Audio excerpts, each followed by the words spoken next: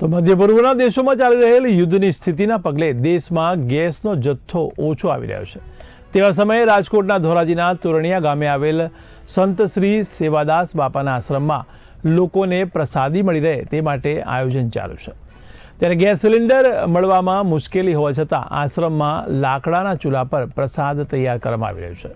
આશ્રમના સેવાભાવી ભક્તો દિવસ રાત મહેનત કરી રહ્યા છે। ત્યારે કોઈ લાકડું ભેગું કરે છે, કોઈ રસોઈ બનાવે છે, તો કોઈ ભક્તોને પ્રસાદ પીરસે છે। આ અન્નક્ષેત્રમાં રોજ મોટી સંખ્યામાં ભક્તો આવે છે અને પ્રસાદ લઈ આધ્યાત્મિક સંતોષ અનુભવે છે। અહીં માત્ર ભોજન નહીં પરંતુ પ્રેમ, ભક્તિ અને માનવતાનો પણ પ્રસાદ આપવામાં આવે છે। તોરણિયા ગામનો આ આશ્રમ આજે માનવતાની સાચી વ્યાખ્યા આપી રહ્યો છે। અત્યારે અમારે જ્યાં મહામારીના હિસાબે ગેસની અછતના હિસાબે અત્યારે અહીંયા અમારે ચૂલું બનાવીને તાત્કાલિક અને મગ માખણા ઉપર રસોઈ બનાવીએ છીએ। ગમે એટલું માણસો પબ્લિક આવે ને હરિહર અમે જમાડી।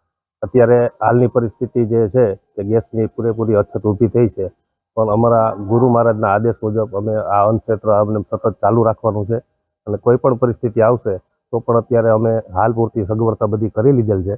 લાકડા ઉપર અમે તાત્કાલિક ચાલુ કરી દીધેલ છે। પ્રસાદ કાયમી માટે બપોર અને સાંજે બંને ટાઈમ ચૂલા ઉપર રસોઈ બનાવી અને કોઈ પણ શ્રદ્ધાળુ યાત્રિકો અહીં આવે છે એ બધાની પ્રસાદની વ્યવસ્થા ઊભી રાખી।